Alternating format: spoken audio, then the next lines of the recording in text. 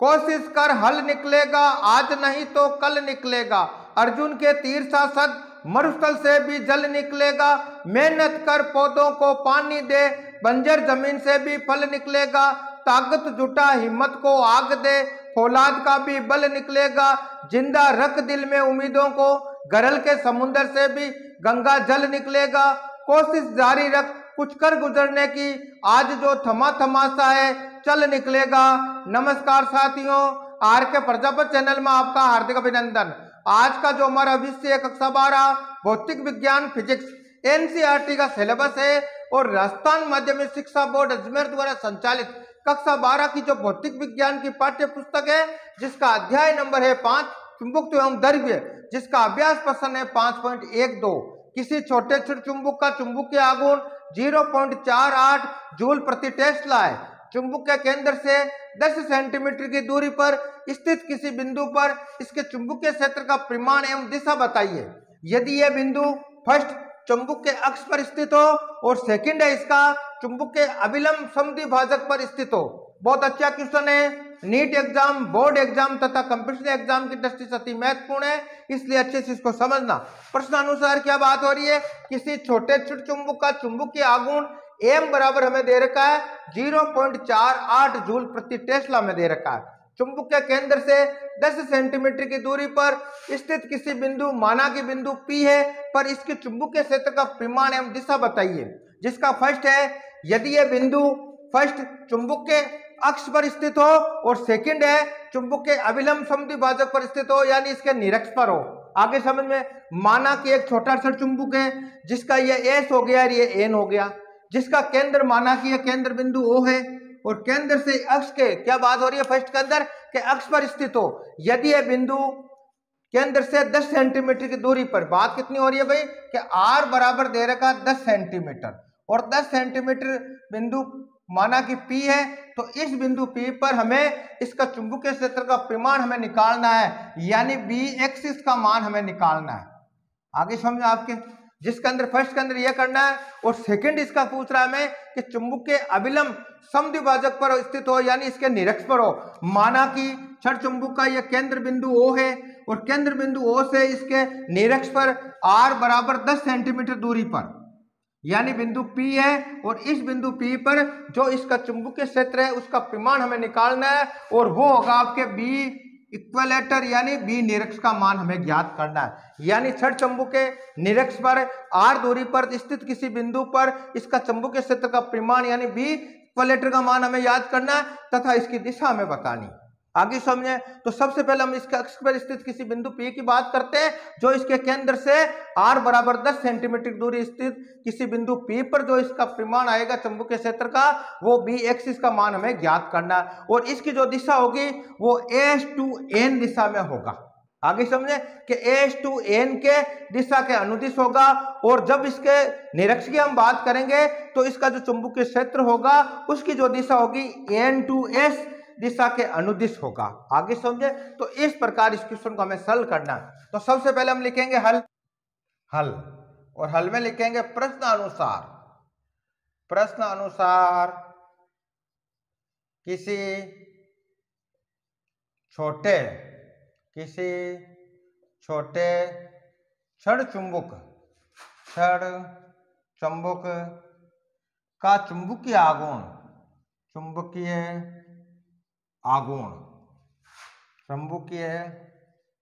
आघूर्ण का परिमाण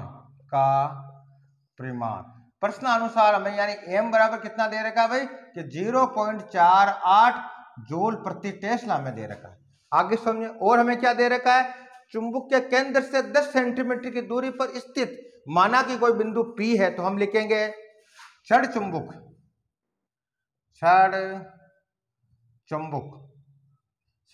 के केंद्र से बिंदु P की दूरी यानी स्मॉल r बराबर हमें कितना दे रखा है, 10 सेंटीमीटर दे रखा है। m के इसमें चेंज करेंगे, यानी सेंटीमीटर को मीटर में चेंज करेंगे तो क्या हो जाएगा, 10 × 10⁻² मीटर हो जाएगा।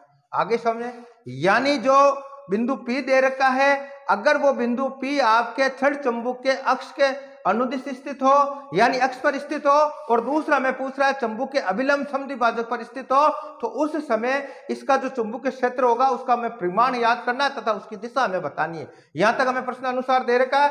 अब हमें ज्ञात करना है छड़ चुंबक का चुंबकीय क्षेत्र का परिमाण। तो पहला हमें करना है यदि, हम लिखेंगे यदि बिंदु P छड़ चुंबक के अक्ष पर स्थित हो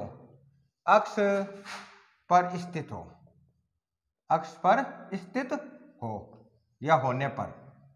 आगे समझे, यदि बिंदु P छड़ चुंबक के अक्ष पर स्थित हो, यानी दूरी कितनी दे रखी है, r बराबर 10 × 10⁻² मीटर दूरी पर हो। आगे समझे, तो तब छड़ चुंबक का चुंबकीय क्षेत्र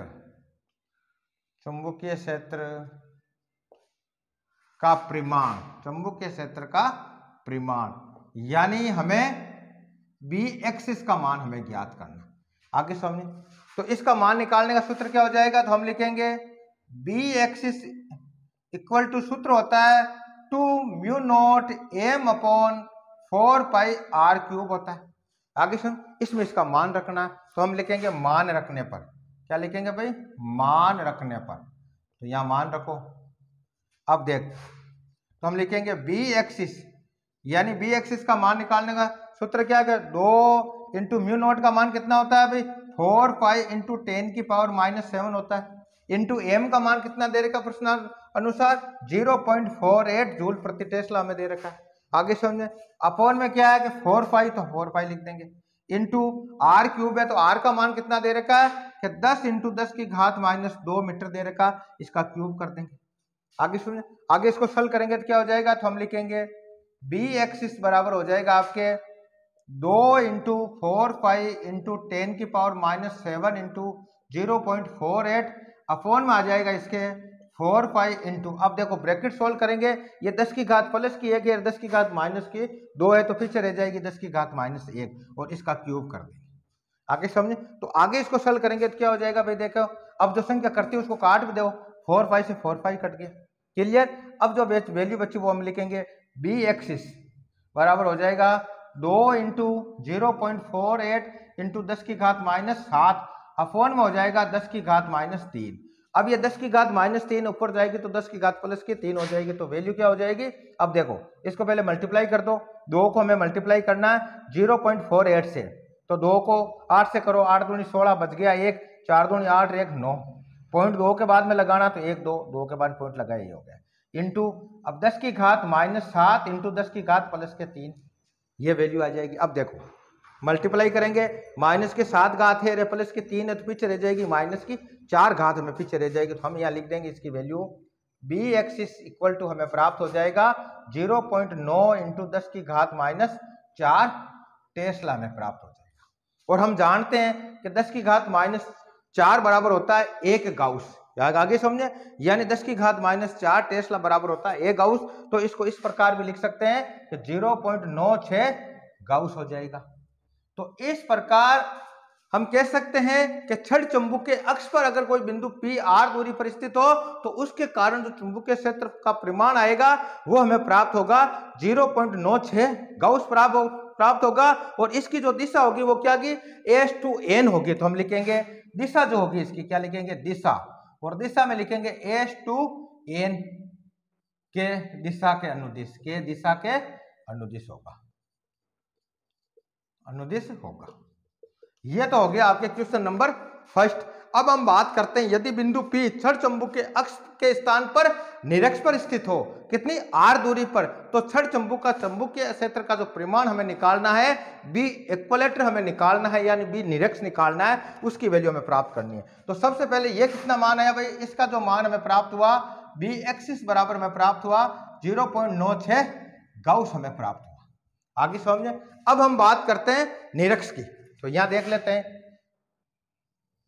यदि बिंदु, क्या लिखें, यदि बिंदु P छड़ चुंबक के निरक्ष पर उपस्थित हो, निरक्ष पर होने पर, होने पर चुंबकीय क्षेत्र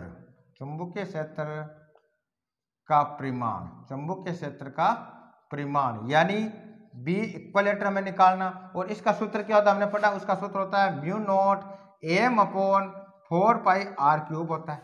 आगे समझ, या इसका मान रखो तो रख दो, कितना हो जाएगा, म्यू नॉट का मान कितना होता है कि 4 पाई इंटू 10 की पावर -7 इंटू एम का मान कितना दे रखा 0.48 जूल प्रति टेस्ला दे रखा अपॉन 4 पाई और आर का मान कितना दे रखा 10 इंटू 10 की घात -2 और क्यूब है तो क्यूब कर देंगे। आगे समझे, आगे इसको सरल करेंगे तो क्या हो जाएगा, बी निरक्ष जो हमें प्राप्त होगा कि 4 पाई इंटू 10 की घात -7 इंटू 0.48 अपॉन में हो जाएगा आपके 4 पाई इंटू, अब देखो यहाँ 10 की पावर +1 है और यहाँ 10 की पावर -2 है, तो पीछे क्या रह जाएगी भाई 10 की पावर -1 रह जाएगी और इसका क्यूब करना, ये हो गया क्यूब। अब जो संख्या करती है उसको काट देते हैं, 4 पाई से 4 पाई कट गया, पीछे क्या बचा तो हम लिखेंगे 0.48 इंटू 10 की पावर -7 अपॉन में है 10 की पावर -3। अब ये तो बटाव में संख्या ऊपर ले जाएंगे तो प्लस की हो जाएगी, तो क्या हो जाएगा भाई, तो हम लिख देंगे, आगे इसको सरल करेंगे तो क्या हो जाएगा भाई, बी निरक्ष हमें प्राप्त होगा 0.48 इंटू 10 की पावर -7 इंटू, अब देखो ये बटावा में संख्या ऊपर जाएगी तो प्लस की हो जाएगी, तो 10 की पावर +3 हो जाएगी। फाइनल जो वैल्यू हमें प्राप्त होगी वो कितनी होगी 0.48 इंटू 10 की पावर -4 टेस्ला हमें प्राप्त होगा। अब हम जानते हैं कि 10 की घात अगर -4 टेस्ला है तो उसको एक गाउस कह सकते हैं, तो इस प्रकार गाउस में इसको लिखेंगे तो क्या हो जाएगा, बी इक्विलेटर हमें प्राप्त होगा 0.48 गाउस हमें प्राप्त होगा। और दिशा जो होगी मैंने बताई, इसकी जो दिशा होगी एन टू एस दिशा के अनुदिश होगा, तो हम लिखेंगे दिशा, और दिशा इसकी जो होगी वो आपके एन टू एस दिशा के अनुदिश होगा, दिशा के अनुदिश होगा, अनुदिश होगा। यानी इसका जो मान हमें प्राप्त होगा, बी निरक्ष जो प्राप्त होगा वो हम लिखेंगे 0.48 गाउस होगा। तो इस प्रकार आज के वीडियो के अंदर हमने कक्षा 12 भौतिक विज्ञान का जो अध्याय नंबर 5 था चुंबकत्व एवं द्रव्य, जिसका अभ्यास प्रश्न 5.12 को सॉल्व किया। कल के वीडियो के अंदर अगला क्वेश्चन सॉल्व करेंगे। धन्यवाद।